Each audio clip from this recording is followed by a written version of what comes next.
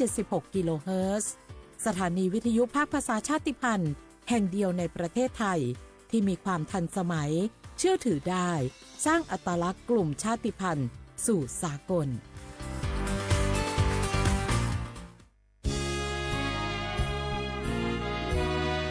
พระบารมีปกเกล้าเพื่อปวงชนชาวไทย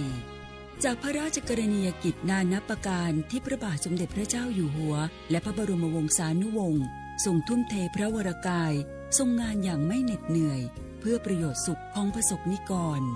จากโครงการหลวงสู่การพัฒนาแหล่งน้ำส่งเสริมการศึกษาและด้านสาธารณสุขที่มุ่งเน้นการพึ่งพาตนเองและการพัฒนาอย่างยั่งยืนทุกย่างพระบาทคือการทรงงานทุกพระราชดำริคือพลังแห่งการพัฒนาเพราะประชาชนคือหัวใจของแผ่นดินร่วมเสริมสร้างความรักในสถาบันหลักของชาติโดยสำนักงานประชาสัมพันธ์ที่ 3 กรมประชาสัมพันธ์กู้ภัยโทรมาบอกว่าป่อน้องรถแฉลบน้องบ่คิดบ่ฝันเลยว่าวันนั้นจะเป็นวันสุดท้าย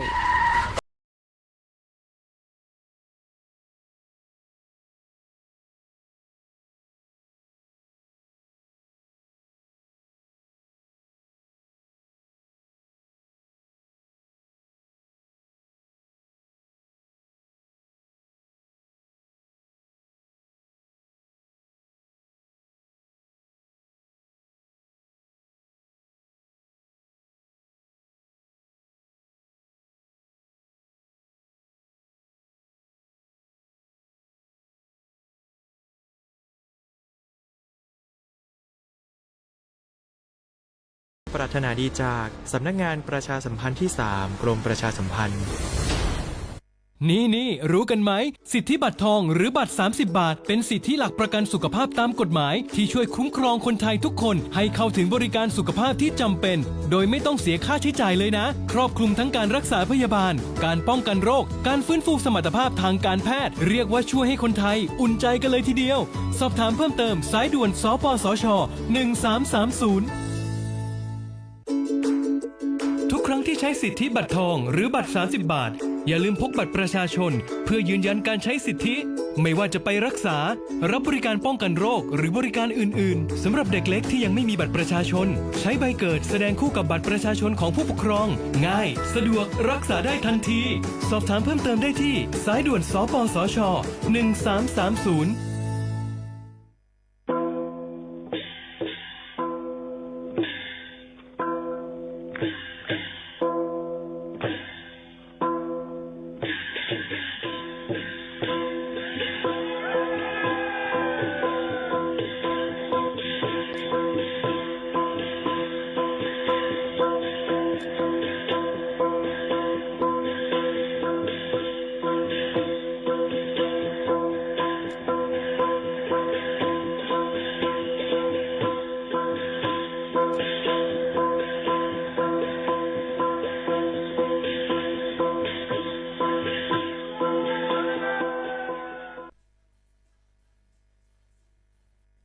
พี่น้องเขาสนใจใครปืนเผาผ่านตั้งห้องปล่อยเสียงสวทเก้งใหม่ปั่นตั้งหู้ห่มปลาดังมีดังซื้อถ่อมแจ้งแล้งหลีกว่าไก่ในปื้นตีเจดอนเก้งใหม่กับสืบมาเลยดี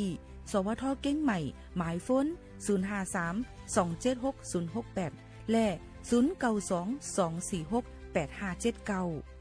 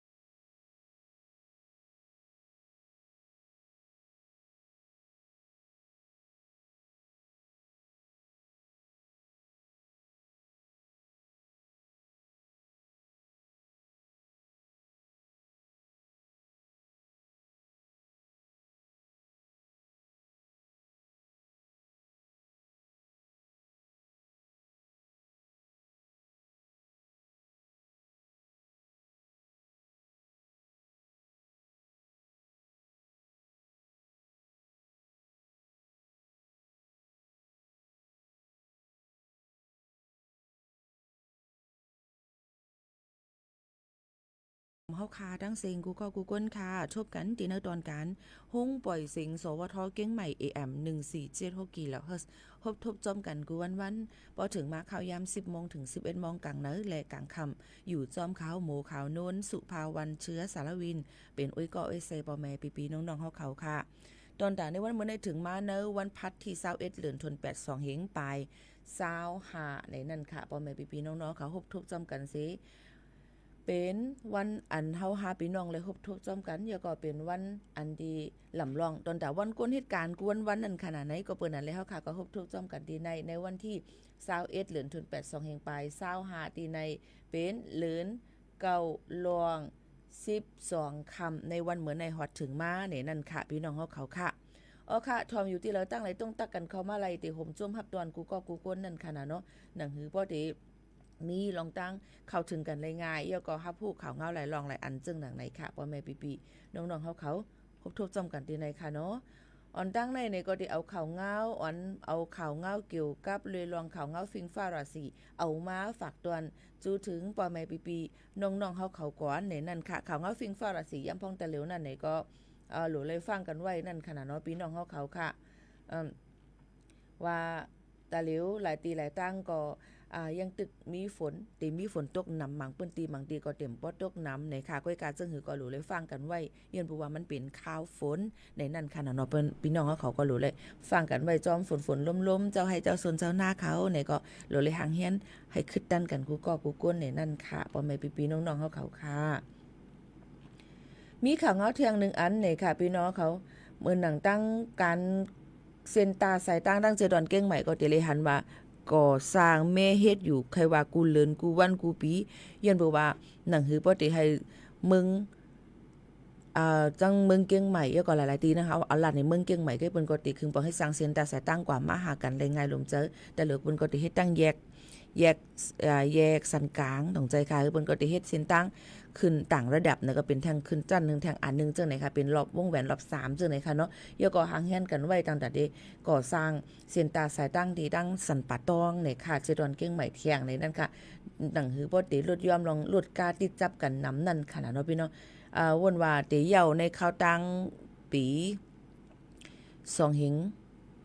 หาปากไป70อันนั้นก็เที่ยง2ปีเจ็มจึงหนังในค่ะก็ห่างเฮียนกันไว้ยาวนะคะเพราะนั้นเฮาก็เลยวางแผนเข้าย่ามาเฮาดีกว่ามาไปจึงหือหนังหือมันบ่ดีเยี่ยวตัวหลีงามจึงหนังในค่ะเนาะเยี่ยวก็กว่าคึดตันเข้าย่ามันเฮาก็รู้เลยกว่าเหตุการณ์เฮาก็ออกตาไปตั้งจึงหนังในจ้อมในนั่นค่ะเที่ยงรองนึงในนั่นค่ะตั้งเจดอนเกียงใหม่ก็เมื่อหนังตั้งในคูในเวียงนี่ก็ไปเยี่ยวให้ป้อใครว่าเป็นในเวียงค่ะว่าเส้นตั้งก็ลุกอักลักลงไว้ค่ะเนาะไปเยี่ยวตัวเสปอกเสเปิ้นก็ตึกแม่อยู่ในค่ะตั้งเทศบาลนครเกียงใหม่เขาก็อ่อนกันสืบคึงปองให้สร้างลองคืบหน้าการเฮ็ดเส้นตาสายตั้งจอมคูเมืองคูเวงนั่นค่ะตั้งเมืองเกียงใหม่เขาในนะคะก็ติเฮ็ดให้เส้นตาสายตั้งบางทีมันก็ติเก็บอีกอันนึงก็หลูเลยฟังกันไว้ลองกว่ามาเจิมหนังในจ้อมในนั่นค่ะพ่อแม่พี่น้องเขาค่ะเหลือเส้นนั้นมาเมื่อว่าค่ะวันที่20เดือนธันวาคม2แห่งปลาย25เจ้าหน้าที่ปลิกเจ้าหน้าที่ตำรวจภูธรนะคะภาค5เมืองเกียงใหม่เขาดังเจดอนเกียงใหม่นะคะยก็อ่อนโหน้ำนานายภูมิธรรมเวชชัยนะคะแก้มผู้กวนจอมพ่องหลวงแก้มจอมพ่องหลวงและภายตั้งจอมพ่องหลวงกระทรวงมหาดไทยรักษาการแทงนะคะอีกป้าลูกจุ้มนั่นโฮมกันมาปืนเผาลาดในร่องอันตียอบไหลลองยาเมากำอันเยอะๆนะคะไว้เสียมือวันที่18เดือน8ตีป่นมาไหนนั่นค่ะตีกองร้อยชายแดนไหนค่ะจุ่มเหรียญดิน335โฮมจังเจ้าหน้าที่ซึกหารฝ่ายมันกึมลงในปืนตีกับกดจัดกดทัดจือใจดำรัดนะคะอาศัก33ปีเป็นคนดังเมืองหน้าเจดอนเมืองหน้าเจเวงเกียงเหล่าเจดอนเกียงใหม่อีกป้าของกลางยาไอแทง7ปากกิโลกรัมค่ะพี่น้องเขาก็เปิ้นนั่นแหละลองตั้งเจ้าในก็อ่อนหูกว่าตั้งหน้าตอนตาดิปักตาเพียวมวยเป็ดลองยาเมากำนะคะปัญหาเอามาได้เป็นรองเฮกลางเพียวมวยเยี่ยวก็การยดยาก้นอันติดจับยาในอึ่งในปอกในวานปอแม่พี่น้องเฮาเขาเจ็มเจอนั่นนะคะอีกป้าดังมีป้าดังการเอาลงคึกเครื่องเทคโนโลยีอันเป็นคึดกาบนั่นค่ะเนาะมาเอ็กซเรย์ตัวนะคะมาปอถัดหมันตัวนั่นค่ะปอแม่พี่น้องๆเฮาเขาค่ะเนาะว่าเปิ้นกดจัดกดค้นตัวในมันเป็นจังหือพองเปิ้นได้ กดจัดไรง่ายเนี่ยค่ะเนาะเอามาได้เป็นเครื่องเอ็กซเรย์เครื่องใจ AI เอามาได้เป็นก้นเอามาได้เป็นตัวสัตว์อันเป็นม้าอันที่เปิ้นเลี้ยงไว้ให้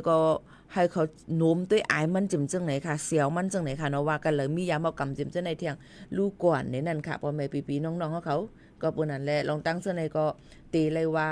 เปิ้นตียอบไหลตั้งนำตั้งหลายเต้ๆในค่ะเนาะเดี๋ยวก็คึงปองให้สร้างอยู่กูวันๆก็เปิ้นนั้นจ้อมแลนลีน5หลายตีหลายตั้ง5จิมจังไหนเปิ้นก็อ่อนกันเข่งแข็งเกี่ยวกับไปลองการปักตาเพียวไม่ไปลองยาเมากำกูเซียนกูอันในนั่นค่ะอันเปลี่ยนไปแหลกลายพังหางมันเจิมเจในก็เปิ้นก็ห่างเฮียนกันไว้เหมือนกันตรวจแจดกดทัดด้วยในนั่นค่ะพี่น้องเขาเจ้าหนังไหนค่ะเนาะอันนี้ก็ได้เป็นเกี่ยวกับเลยลองตียอบเลยยาเมากำในนั่นค่ะพี่น้องเขาก็เอามาฝากตอนจู้ถึงพ่อแม่ปีๆน้องๆเขาใครเลยฮับผู้จ้อมกันนั่นค่ะเนาะพ่อแม่ปีๆน้องๆเขาค่ะมันก็ยังตึงมีอยู่กูตีกูตั้งแล้วก็อีกป้าดังตียอบก้นอันเป็นก้นเมืองเขเป็นห้องว่าเขสีหมุนเขสีเท่าอันมาลงตื่นล้างตั้งเมืองไทยในเสในนั่นค่ะเอี้ยวก็เฮ็ดลองพิษปักเปิงหมายมีเจมเจ้าในค่ะเนาะหนึ่งไหนค่ะอ๋อพี่น้องเขาอันนี้ก็ตียอบกว่า8เยาก็ผิวมวยเปียเจ้าหนังไหนค่ะเยาก็ก้นแก่งคอเซ็นเตอร์ก้นหยอกแหลนเงินเดือออนไลน์เจิมเจ้าหนังไหนค่ะพ่อแม่ปีๆน้องๆเขาอันนี้ก็ยังมีแทงดังเก้งไฮแค่เมื่อวันที่17นั่นเนี่ยก็เปิ้นก็ตียอบไหลตีตั้งเซ็นตาสายตั้งในนั้นค่ะเขตติดต่อตีตั้งเวียงพังคำตั้งปุ่งงามเจ้านั่นเนี่ยค่ะก็มีรถการลำหนึ่งเนี่ยค่ะเนาะตีมาเสเจ้าหน้าที่เกินก็ตียอบไหลมียามาอยู่ตั้งหมด1,600,000 เม็ดเนี่ยค่ะเยาก็ส่งก้นอันเฮ็ดพิษนั่นกว่ามอบอับปันจอมหนังปักเปิงใหม่มีเปิ้นมีไว้นั่นในนั่นค่ะเจ้าหนังไหนค่ะพี่น้องเขาอันนี้ก็ยีโกเนี่ยนะคะเรือเซนนั่นมาในนั่นค่ะก็ตียอบไหลก้นหนุ่มยิงหนุ่มใจ2ก็ใจ2ก็ยิง2ก็ตียอบไหลหับจางกะหับจางนั่นอยู่200,000 วัตต์เงินไทยใจรถกระบะเนี่ยรถก้านะคะเนาะหลังคาอลูมิเนียมนั่นค่ะอันมันมีไว้นั่นค่ะเนาะมี2ลำเนี่ยค่ะเอายามา8ธงเนี่ยค่ะเป็นอยู่1,480,000 เม็ดลูกที่เก้งให้ติส่งกว่าที่ตั้งเจดอนนนทบุรีค่ะพี่น้องเขาอันนี้ก็เปิ้นก็ตียอบไหลแทงในนั่นค่ะเอาพี่น้องเขาหรือนั่นก็ยังติมีแทงจุ่มในลูกอ่อนรถเครื่องจังได๋ก็หับจ้างตอดส่งยาเมากำตียอบไหลยาเมากำในนั่นค่ะตีตั้งเมืองหน้าเก่งหลาวหิมดินหลวงนั่นในค่ะเนาะรถเครื่องเนี่ยค่ะตั้งรถเครื่อง1ลำต่อส่งยาเมากำมายามา480,000 เม็ดจังหนังนะคะอันนี้ก็ซึ่งนาซื้อตากำเลยเป็นถงไล่ถงกูอีกถงไล่ลงให้นั้นค่ะเนาะนี่ก็เฮ็ดจังนั้นเสียเจ้าหน้าที่เปิ้นก็ตียอบกว่าไล่เที่ยงจังหนังไหนค่ะอ๋อพี่น้องเขาค่ะไล่ตีไล่ตั้งแล้วมีกูวันค่ะอันเปิ้นตียอบในนี่ค่ะเนาะก็เปิ้นนั้นแล้วเฮาค่ะก็ถูกดีเลยไว้ฟังไว้แล้วก็เพราะว่าจอมเส้นตาสายตั้งเปิ้นเปิ้นยกมือให้เฮาค่ะซอยเปิ้นห้ามนั้นเขาใครจอมรถก้าวค่ะหาจิมจังได๋ก็อำหับค่ะเนาะก็เพราะว่าเฮากูเปิ้นหัวเปิ้นได้เอาต่างคู่ของตั้งพี่ถามนั้นก็เป็นก้นหายก้นเมืองอาจจะจังได๋ก็อย่าไปลาลิหับนั่นค่ะเนาะอันนี้ก็ฝากฟังไว้ปันบางปอกมาพี่น้องแต้วค่ะในมีใจอีหลูเปิ้นไงนะอีหลูเปิ้นน่ะเนาะเนี่ยจิมจังหนังไหนค่ะเนาะเหมือนหนังหันมาผังหังในสื่อโคก้นธรรมดาก็มีสื่อโคอันเป็นโคในศาสนาก็มีจำจังได๋ก้นหยอกแลนก้นนำลึงเนี่ยจำจังได๋รู้เลยฟังกันไว้จ้อมในนั่นค่ะบ่แม่ปีๆน้องๆเขาก็เหลียวในกาปานหยอกแลนเปิ้นได้มีนำน่ะเพราะว่าใจเฮาค่ะใครมักใครมีเนี่ยก็การหยอกแลนว่าเฮาได้เฮ็ดจังได๋ก้นกรรมดีแต่ละคณะมันก็ได้มีน้ำมาอันน้ำมามันก็ก้นอันเดมาเฮ็ดว่าเปิ้นเฮ็ดนั้นเตะใส่เงินค่านายแต่ละเงินค่านายจ้ำกามเต็มจังได๋ค่ะเนาะก็นี่ก็เป็นการหยอกเลียนแทงอันนึงเหมือนกันในนั้นค่ะพี่น้องเขาก็รู้เลยฟังกันว่าอีสังก็ยาวอ่ำไรมาง่ายๆป้ออ่ำลงตื้นล่างอ่ำลงเอ็นลงแห้งเฮาคาในกว่านะคะบางปอกมาลงตื้นล่างเสียตาลองอันตัดได้ไรขึ้นมานั่นก็อันล่างไปเปลี่ยนไปปอกขึ้นมาก็ใกล้ๆเปลี่ยนก็เปิ้นนั้นเลยเฮาคาก็ถูกเลยไว้ฟังกันไว้แต่เหลียวในเปิ้นว่าให้เหตุการณ์ที่เฮาฮักก็แต่เหลียวไปยากการนั้นเฮาฮักก็ให้รักษาอาการนั้นเฮาคามีไว้ก่อนให้เฮาเลยเงินให้เขาเลยกาแห้งหมาเขาขานั่นก่อนจังไหนค่ะเนาะพี่น้องเขาค่ะคึงบอกให้สร้างกว่าให้มันหลีเสอ่อนต้อนเสเก่าในค่ะหรือเขาหรือใจถ่อมด้วยเพียงกว่ามันหูถูกใจกันก่อนส่งขึ้นมาอุบโอ้กันค่ะนะ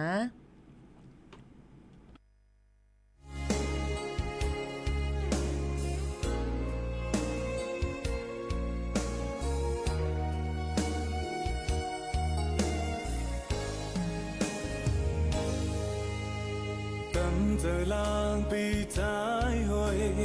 น้องมีเลยก็เมื่อเทความสั่งลาน้องมือไว้ วันนั้นตึกดองอยู่น้องได้เปิดทางใจอยู่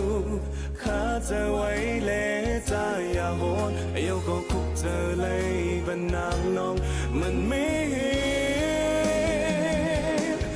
càng thời trái mà hoa dài tìm thôn ta đi mơ hóm mưa dù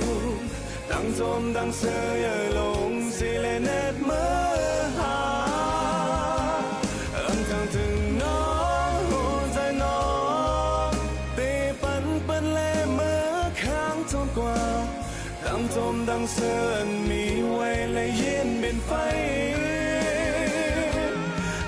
ใจเจ็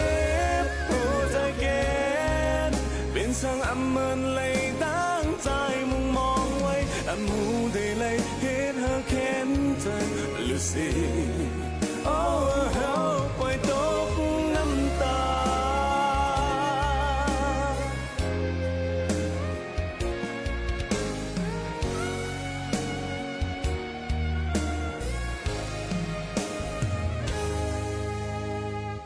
เจอลางปีท้ายหอยน้องอมีเลยก็เมื่อเทความสังลานลงมือวันนั้นตึกต้องอยู่น้องได้เปิดทางใจอยู่ข้าจะไว้เล่ใจอย่าโหนเดี๋ยวก็คุกเจอเลยบันนางน้องมันไม่กังเจอใจ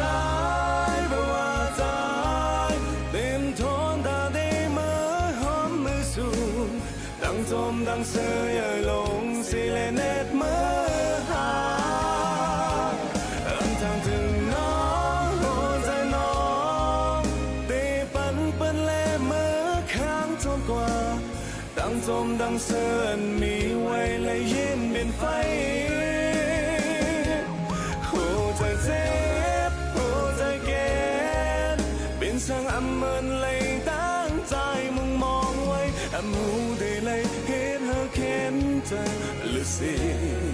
โอ้เฮาปล่อยตกน้ำตา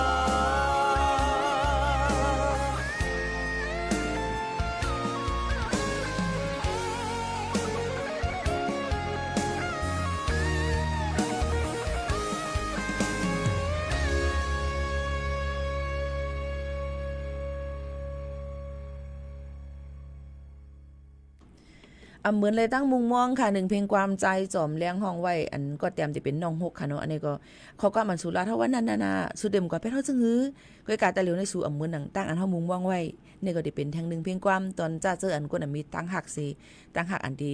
เต็มทนไหลนั้นก็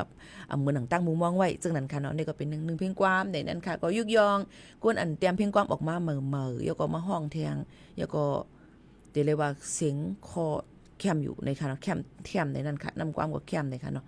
ในก็เดี๋ยวเลยว่าลงทุนตื่นลางเลยลังดังเพลงความอันห้องใหม่ๆในแคมค่ะนะเพราะได้กลุ่มกว่าซื้อความเก่าๆมาห้องแทงให้ไหนมันได้มีตู่แตกนึงมันค่ะเนาะพี่น้องเขาค่ะก็มันเห็นเนี้ยแนวก็เข้มแบบดีนะในนั้นค่ะก็ปันแห้งในนั้นค่ะก็ไม่มาถ่อมด้วยแทงเขาเงาอิดอ่อนนึงค่ะปอแม่พี่ๆน้องๆเขาเกี่ยวกับเลยลองวานเฮาเมืองเฮาตาหลิวนั่นก็ย่ำไปรถเพลองปางตึกซึกซื้อเปิ้นมาปล่อยหมากมงหมักแมงจำเจนก็ยังตึกมีน้ำก็เปิ้นนั่นแลเฮาคาอยู่ที่ใดตั้งไรสิอำบาโลเลยฟังกันไว้หางเฮียนกันไว้คุกของอันลำลองลูกลังเฮาคาในนั้นค่ะเนาะพี่ๆน้องๆเขาจำเจนในค่ะมันก็เลยไปเพกว่าย่ำไปเลยปอกขึ้นถึงที่เฮือนที่เยก็มีบางทีเฮือนเยก็ยาเปิ้นมาหลักมาพอกกว่าจังได๋ก็มีบางทีก็มีคนลุมเล่าไว้จังได๋ก็ยังตึกมีอยู่ยังอ่ำนิ่มเศร้าไหลย้อนเพื่อว่าหวานเมืองเฮาใน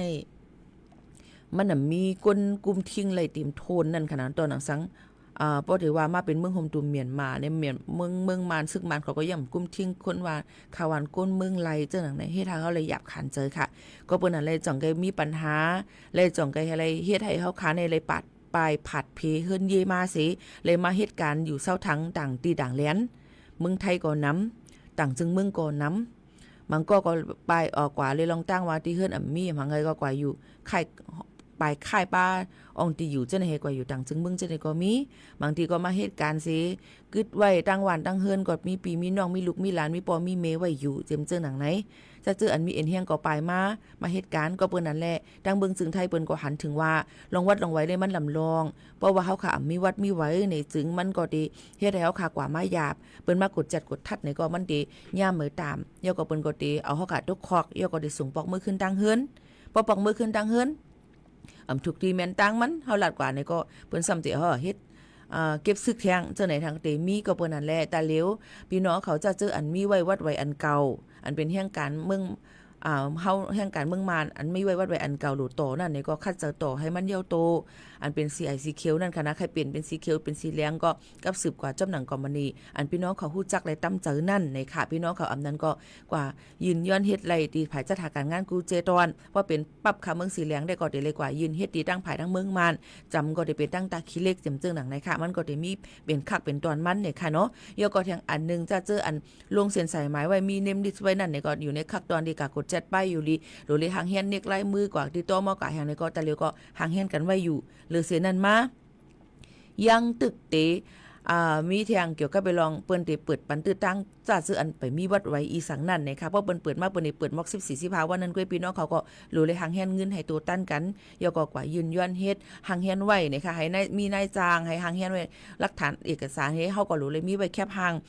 เฮาคาเฮมัดปงตีนเฮาคาเฮในนั้นค่ะยก็หมายฟงกับสืบเฮาคาเจิมซื่อหนังไหนค่ะเนาะอันนี้เป็นปึงอันลำลองที่สุดนั่นขนาดเนาะก็เปิ้นนั้นเรารู้หางแฮนกันไว้ในนั้นค่ะบ่ถามว่ามันติกาคือคาลาในนั้นค่าอำไปสร้างตอบไล่ก็เพราะว่าภายทั้งลงปองจึงภายทั้งเมืองมานเขาเยาก็ภายทั้งเมืองไทยเปิ้นติเฮ็ดว่ากาขันปัสปับขังเมืองติเฮ็ดปันต่อปันกาไว้เหตุการณ์ตา1ปี2ปีมันติมีเที่ยง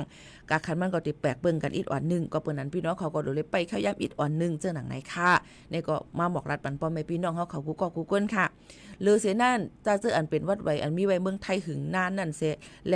หรือเลยกว่ายืนย้อนต่างดาวถาวร5เนี่ยที่มันมีไว้หึงอะค่ะต่างดาวถาวรในคือการมือกูปอกนี่มันเทิงแน่นแต่หรือมันก็อยู่ในมติครม.วันที่29เดือนธันวาคม10ปีกายเปิ้นมาสิเปิ้นก็คัดจะเฮ็ดปันในข้าวตั้ง 4-5 วันนี่ก็ให้ยาวโตเจิงหนังไหนค่ะด้วยกะบางทีบางตั้งก็รู้เลยก็เอาไว้คิวมันบางทีบางตั้งก็ได้เลยใส่ข้าวยามอีกอ่อนนึงตอนตาดีกว่าเอาไว้คิวมันเฮยก็หลักฐานเฮาต้องไปเตรียมทุนเตรียมทุนก็รู้เลยแก่กว่าคักตอนไหนคักตอนนั้นเจิงไหนค่ะเพราะนั้นพอพี่น้องเขาตีถามนั้นก็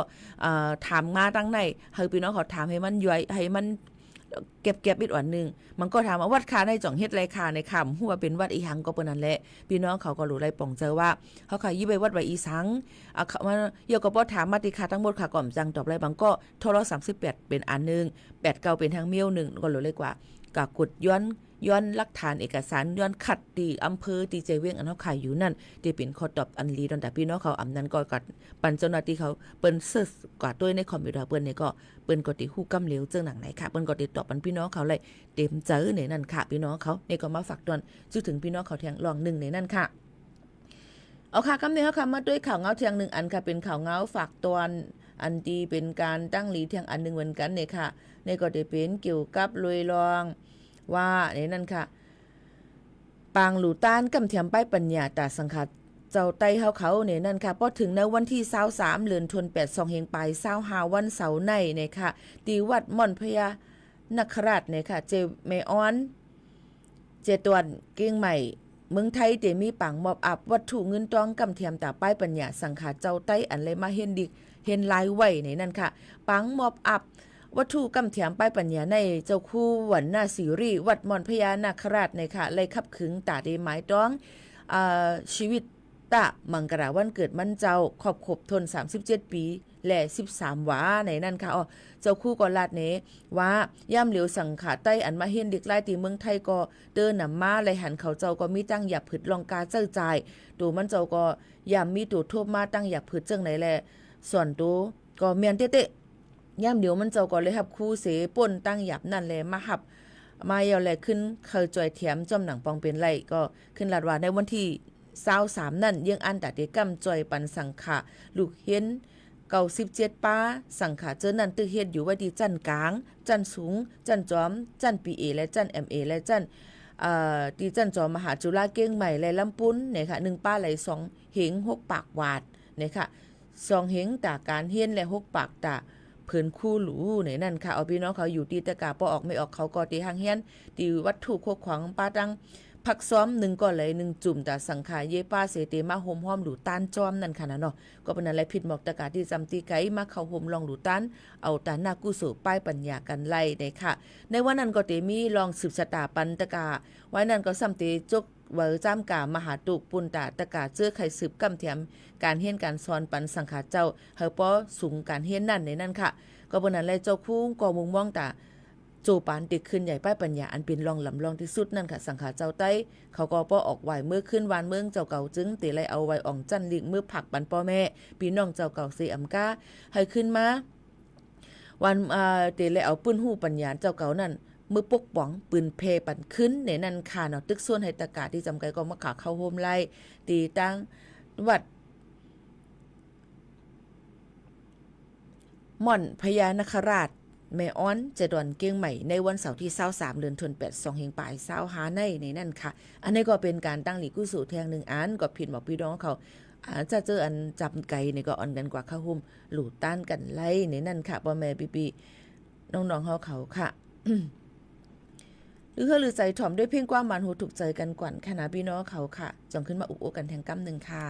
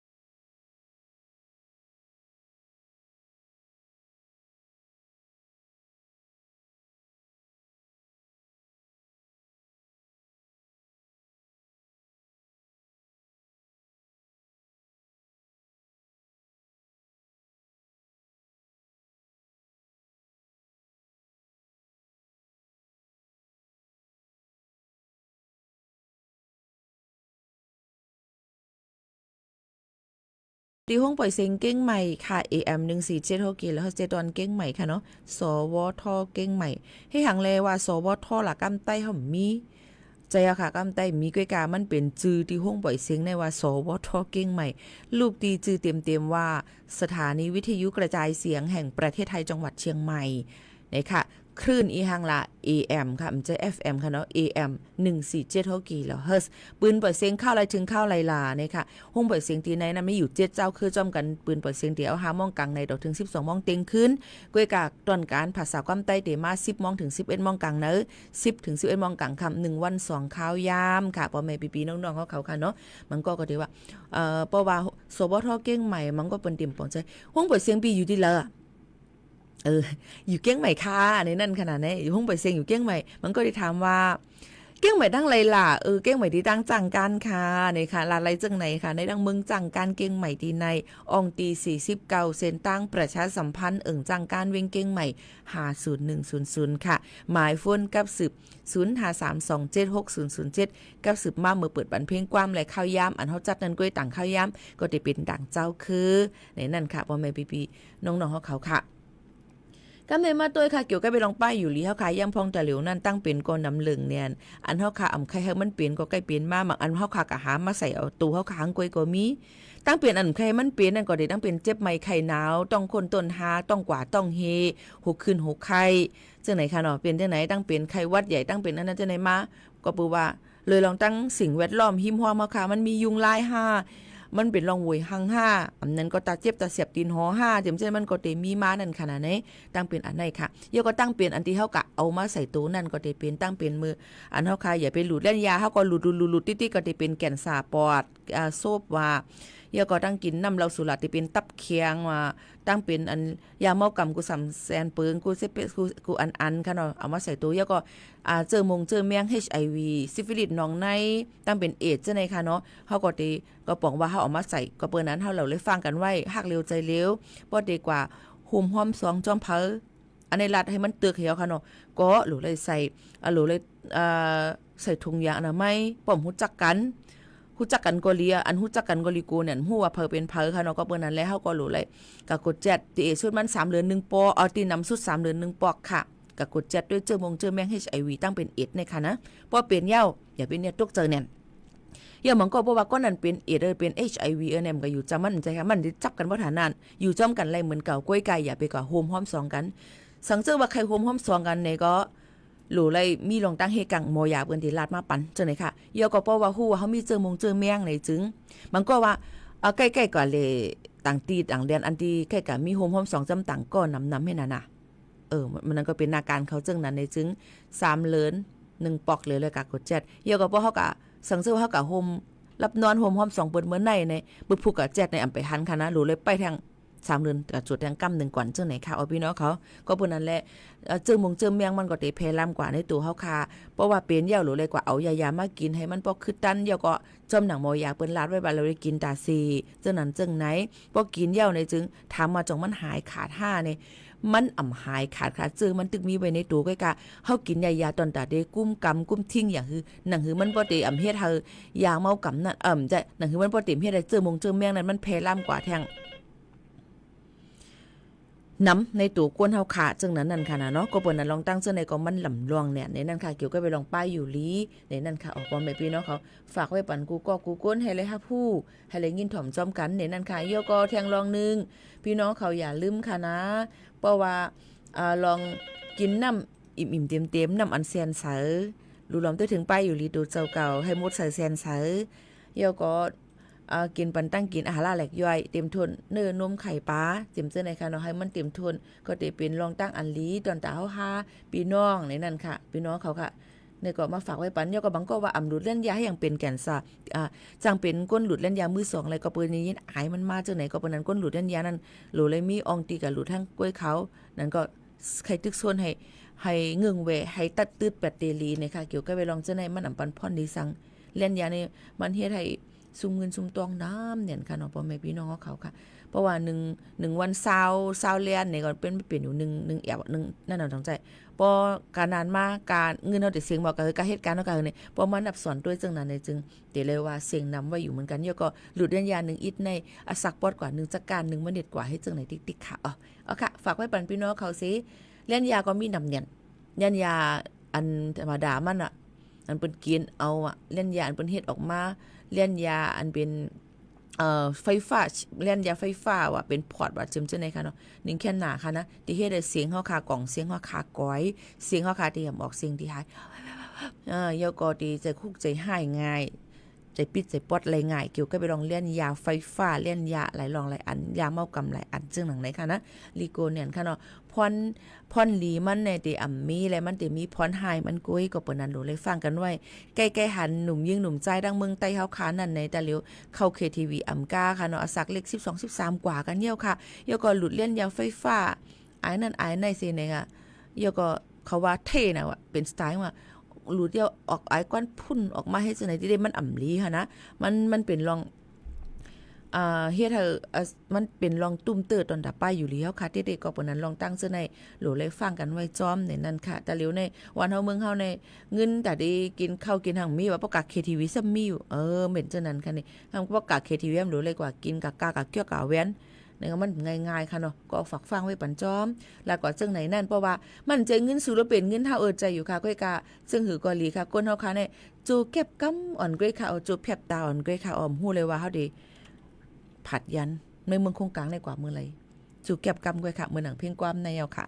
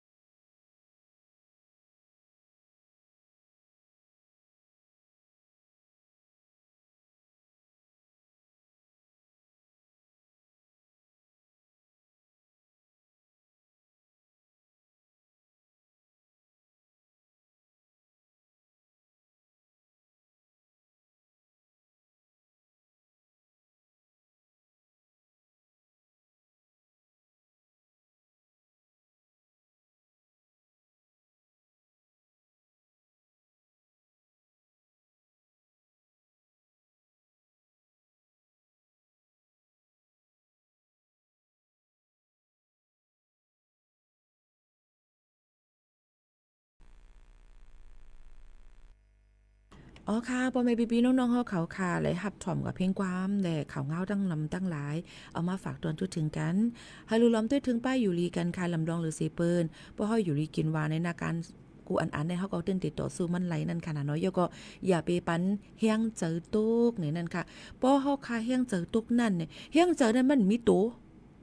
มันเป็นเฮียงเจอดีอันดีเฮ็ดให้เฮาค่ะนี่มีเอ็นเฮียงตอนตัดดีต่อสู้กว่าวันตามื้อนาไรก็บ่นั้นแหละอย่าไปลืมค่ะอย่าไปลืมปันเฮียงใจก้นอันเฮาฮักก้นอันอยู่หิมห้อมเฮาค่ะจังหนังไหนค่ะเนาะบ่กลุ่มป้องกลุ่มท่อกลุ่มท่ากลุ่มลากลุ่มว่ากลุ่มเฮ็ดนั่นกันที่ตึกกว่านี่มันดีมีน้ำต้นพรดีสัง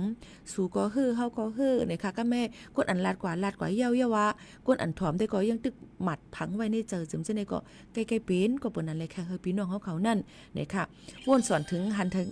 ถึงกลางใจเปิ้นกลางใจเฮานั่นค่ะเนาะบ่เฮาเกียกเปิ้นก็ได้เกียกจังหนังได้สิอยู่ครึ่งปองให้สร้างกว่าในนั่นค่ะพ่อแม่พี่น้องเขาเฮามันลียก็ตุ้มเตอผักเดลีเลอใส่เปิ้นค่ะตอนตาในวันมื้อใน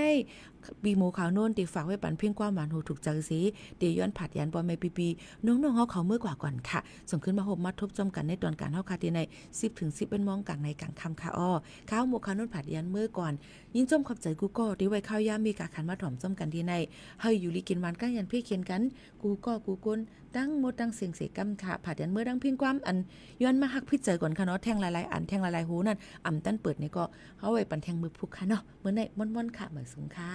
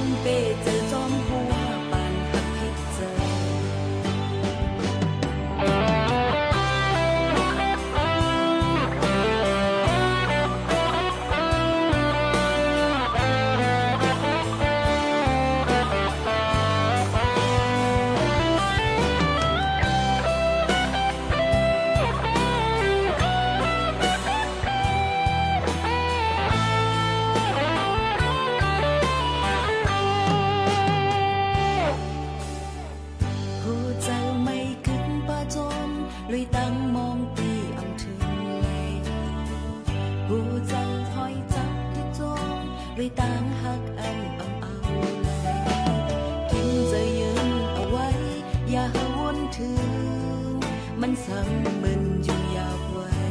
หันดีหันจอมตั้งตู้ดีเนอจากบ้านอ่อนเก่าไหลหรือเสซองหาหวยด้วยตังวนตีใจเผามันเขาเป็นนอนอยู่แล้วกุมเลยจอมวนพี่เจออำจังแน่ไผคำซีมเสิร์กันยันเอาอำเสอหมอกและจุ๊บไผยิ่งเย็นยิ่งยืนแค้นเดินลงเติมมาน่าสิว่าจูไปเทียนตั้งเนินกับพาลูกโคกกันสองหาซ้ำเด็กสุดใกล้นาเลยเห็นคนดีหรือสิขึ้นไปเจอจอมพวา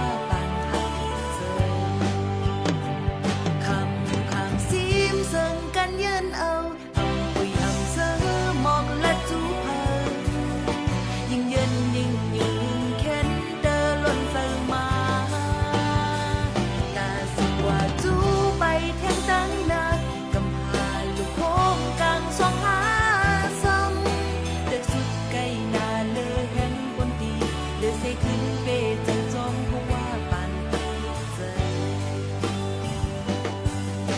ตึกสุดไกลหนาเลยแห่งบนดีเลยใส่ขึ้นเปเจอจงเพราะว่าปันคิดเจอ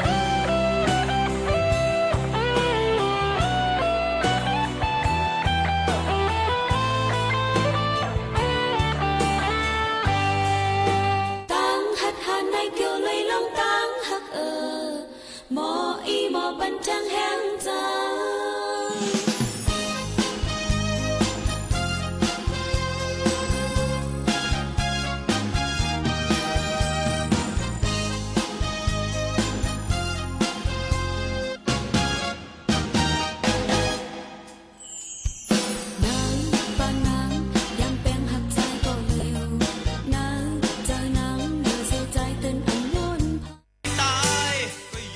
เกาะติดทุกสถานการณ์